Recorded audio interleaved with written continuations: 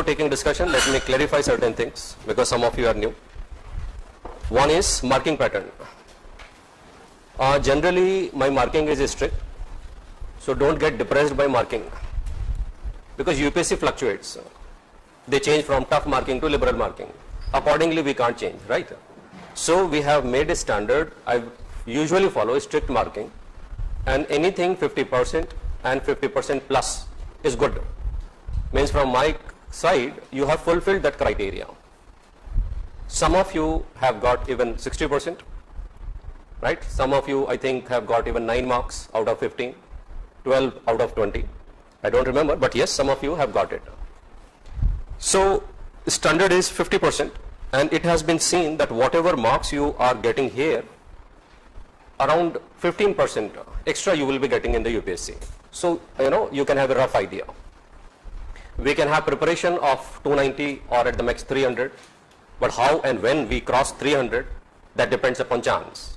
What kind of questions you have chosen, what is your mindset, how well you have written, how well UPSC's marking pattern is in that particular year, because we know Athar got only 259 and he got second rank. But next year, before that, Sanskriti got 299, she got 11th. In that year also, Harsh was there who got 210 in philosophy and he got 44th or 45th rank. So it fluctuates, right? So we can't go along with them. But yes, our preparation should be worth of 300 and we should definitely aspire, try very hard to get 300 plus. That would be amazing. But as far as preparation is concerned, एक level तक ही की जा सकती है, right? उसके बाद तो then you have to perfect your preparation. So this is our marking pattern. Second is changing pattern of questions. Now only change which I can perceive is that questions are not direct. Questions are conceptual. They are not tough. Questions are not out of context. They are not something like out of syllabus. Hard questions are not there. The very conceptual questions are there. And that's good for serious candidate.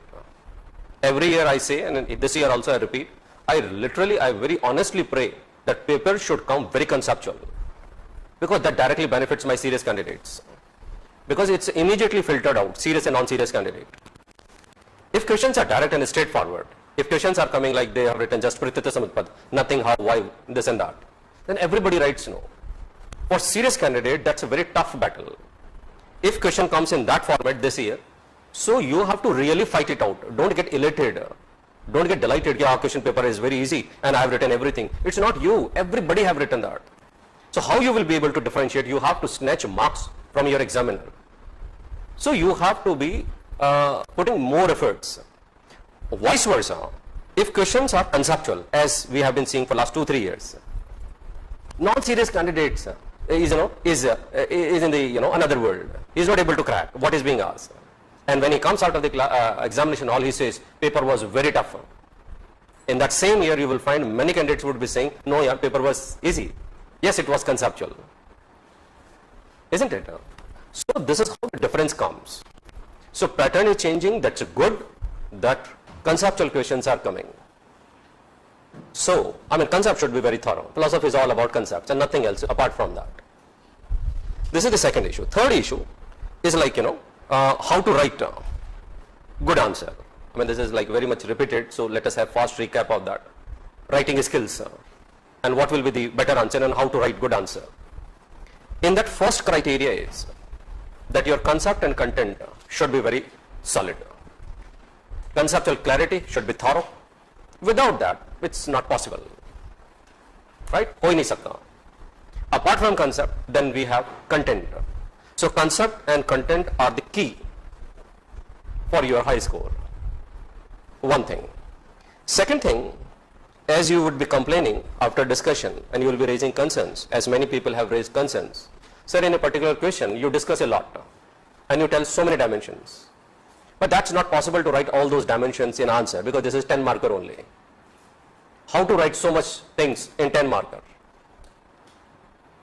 Fine, this is like usual concern and people have asked those who have got good marks this year. They have asked separately and individually, have you really written all those dimensions what sir says? And I'm very glad they have said, yes, we have written. It's a doable, people are doing. Those who do not know, I'm telling them. my intention to discuss a particular question is to discuss all the dimensions, possible dimensions of that question. Because how do we know that what kind of question is going to come? So don't understand that this you are discussing, same question is going to come over there. Yes, it won't go beyond it. That's fine. But same formatting, that's a matter of chance. It happens sometimes. Every year it happens with respect to some 2-3 questions. With the formatting with the same words, you will find questions. But same question is coming. That's difficult. So let us discuss it. Let us, blast it from all the directions. So you are fully equipped now. Now the thing is, let them ask anything. Right? So my focus is to have completeness of the answer. Look, this is the complete answer. Now how much you are able to write, how much you are able to reproduce, that's your struggle, that's your hard work. Suppose we have discussed 10 dimensions. तो ज़्यादा से ज़्यादा लिखो ना यार, isn't it? ज़्यादा जितना लिख सकते हो उतना लिखो.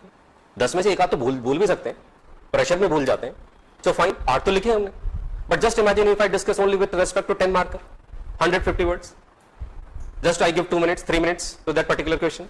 In that way, I would be discussing probably 5 dimensions. 2 भूल गए आप, भूलेंगे. तो आपने कितने लिखे? 3 लिखे. So then, फिर कहाँ, फिर edge, where you will be getting edge then. So don't think from that perspective. यार how to write all these things? ऐसा थोड़ी होता है. It's impossible. छोड़ो यार. So I need to clarify because that's concern which you will be asking here and there, and those who have got good marks, and you personally ask them, क्या चक्कर है भाई?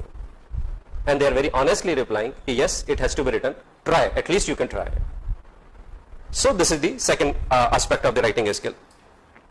Third is, that applies to all the areas, even including your GS. Hit the question directly. No left and right. Don't create background. There is no point in, warming up. माहौल बनाने की जरूरत नहीं है. It's a 10 marker only. It's a 15 marker only. Where you have liberty to give, background. This philosopher belongs to this country, in this era, and this, 3-4 sentences, you have wasted in 10 marker. 10 marker, you only say, sir, it's 150 words. If that's your concern, sir, how to write? And then 3 lines and 3-4 lines, first paragraph, you only spoiled it. For whom? For what? For me, I don't find any sense out of that. And what we have been practicing, that is giving us wonderful result, exceptional result. People have been scoring exceptionally well. People are able to sustain their high score. People improve. So that's a verified and tested practice. Yes, if something new comes, if I think and if you suggest something, I'm open-minded. Like, we will incorporate that also. So, hit the question directly. No background. And that formula applies to your GS also. In GS also you got 10 marker. And 10 marker is nothing. You have so many things to write over there. So this is the third. So please don't go for background. We will see while discussing all these things, while discussing these test papers. Fourth is, whenever you see question, try to understand it. How to understand? Try to crack the basic purpose of the question. Why this question has been asked? How to know why it has been asked? How to crack that? Just visualize that, think about that philosopher's, his entire philosophical system. And think, what exactly this person wants to say. Forget about content and all. कहना क्या चाहता है यार ये? Where he wants to take us. Still if you are not able to understand क्या पता नहीं यार ये कौन सी exercise होगी. Then you think that what this philosopher concludes. अरे कोई conclusion करेगा ना कोई philosopher. Last में बोलेगा ना, hence this is how the thing happens. So forget everything. Understand that what this particular philosopher is concluding. And whatever he concludes, that should be the most important part of his philosophy. And for that only, he is creating system. He is moving left and right, and he is assuming and presuming and condition this and that, because he wants to conclude that. So whatever question comes from that particular philosopher, don't you think this particular question would be leading to that conclusion? So if you get it, then you will understand, okay, this question is asked because of this. That will help you to understand, right? Understand the question, crack the purpose. Then we have fifth aspect related to this only. You try to see what are the things, different dimensions, which are logically connected to it. Once you see any philosopher, for example, if you see Plato, and if you see Berkeley, or if you see Hegel, or any philosopher like Buddha, then you have the entire system, no?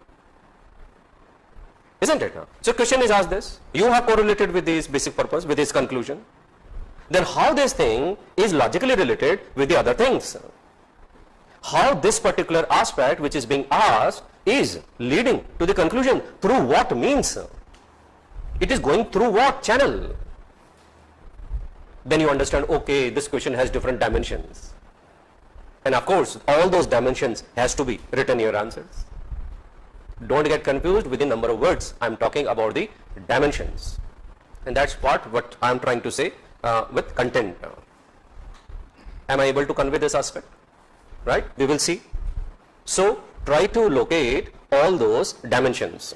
Right? And then you will have some kind of connectivity. It is not like mechanical exercise, though you will end up writing everything. But one way is writing to mechanical. आँख बंद करके पूरा उतार दिया. Other way is to think its placement in the system, and then sequential of development of your answer get changed, and that's not mechanical, that's very organic answer. Then we have another aspect, sixth aspect. In any question, every question, try to see the scope of comparative study. That becomes very easy if you have got very good conceptual clarity. If concepts are thorough, comparative study becomes cakewalk. But at the same time, don't get obsessed with the comparative study. Obsession nahi hona chahiye. Substance hai, if you have conceptual clarity, if you have all the dimensions of the answer, if you are focusing on the completeness of the answer, then only comparative study will give you some edge, and that will give you very good edge. But if you don't have substance, if your answer is hollow, and you know one comparative study, so just writing by comparative study will not fetch you anything. ऐसा नहीं है कि comparative study कर लिया और examiner उठा के बिल्कुल खुशी हो गया and he started kissing the answer sheet के वाह यार क्या बात लिख दी है. It is not like that. It never happens. Always focus on the substance and see the scope, and whatever standard comparative study is there, you are already with that. You just need to recall this. Sometimes question gives you proper hint of comparative study. They themselves ask sometimes. So of course you get to know, okay, this is how things could be compared, and if you have conceptual clarity, then of course you will be able to write a very decent answer. Next is seventh point. Another way of having comparative study, another way of having logical development of your answers. Just understand the sequential development of philosopher, where this philosopher is placed in this entire syllabus. Just see that this particular philosopher is placed where. उसका ऊपर वाले देख लो, नीचे वाले देख लो, and try to see the connectivity. Definitely you will find some kind of connection.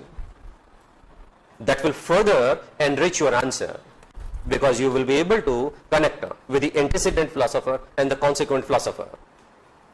In this regard, we have one formula which in every class I say, especially that formula applies to your Western philosophy, and that formula works like anything you think logically. That will definitely do wonders. The formula is that every philosopher is coming from somewhere. It is not all of a sudden that philosopher have cropped up and started giving his philosophy. ऐसा नहीं है, ऐसा नहीं होता है, ना reality में, ना हमारे syllabus में. So every philosopher is coming from somewhere, and that particular philosopher is going to somewhere else. हर एक philosopher कहीं से आ रहा है और कहीं जाएगा. That means every philosopher is coming into certain background.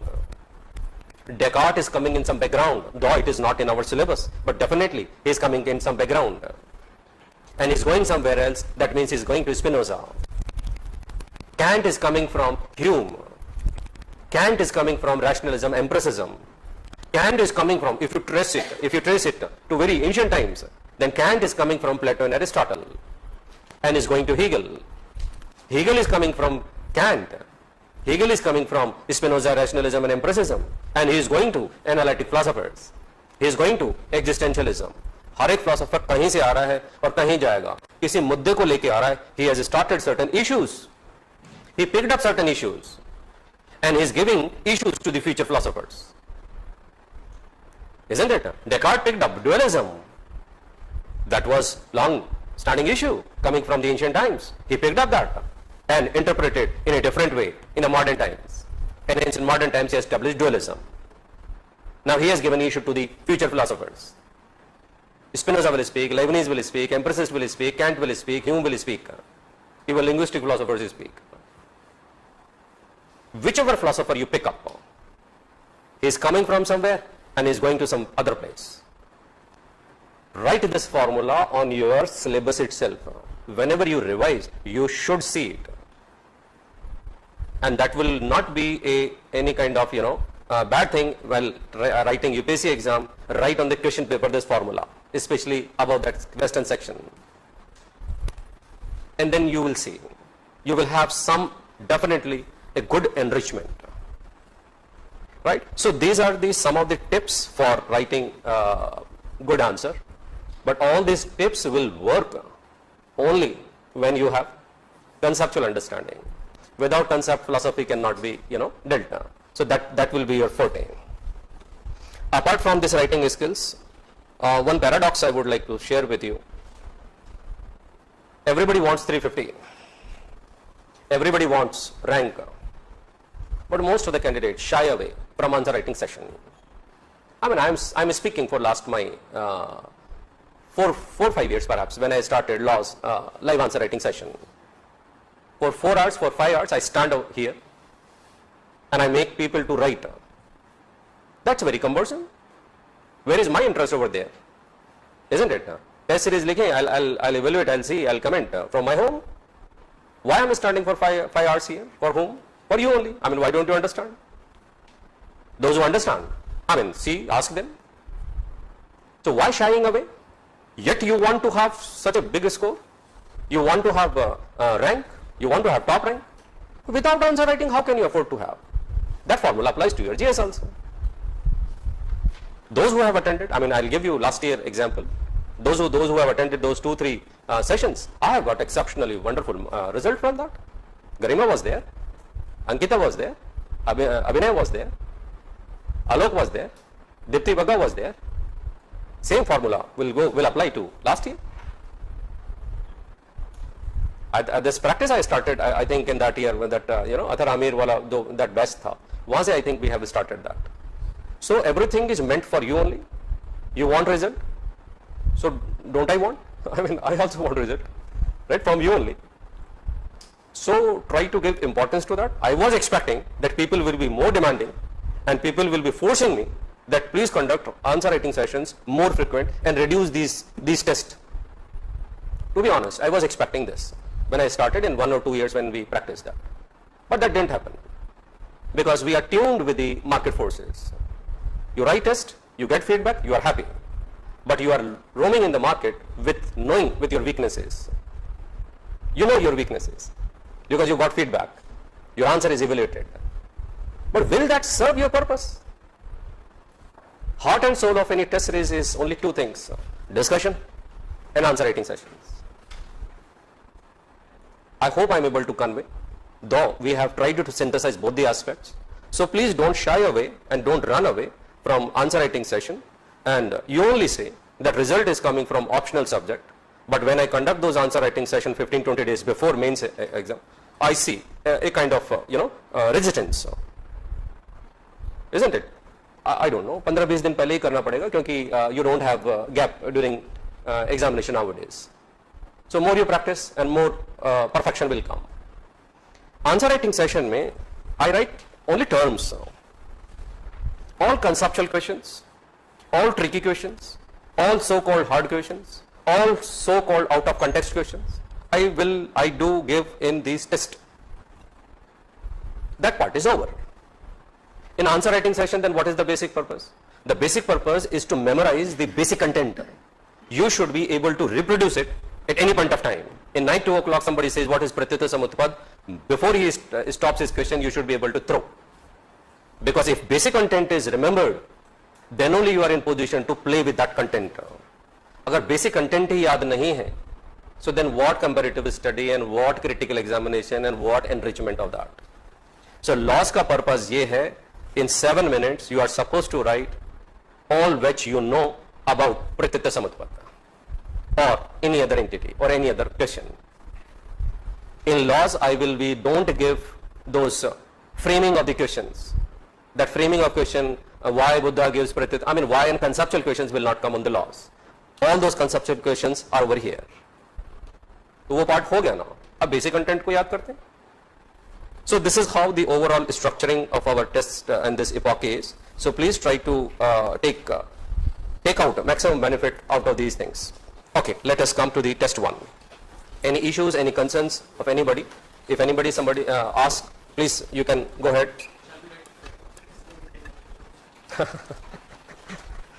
You are asking that, okay, shall we write criticism in 10 marker question? Time is not sufficient, but you can give crux of that criticism. For example, in Jainism, at least you can write that Jainas accept relativity without absolutism. बस इतना ही चलेगा. Why you get confused that writing criticism means all those criticism? Important criticism लिख दो. Always focus on the completeness of your answer.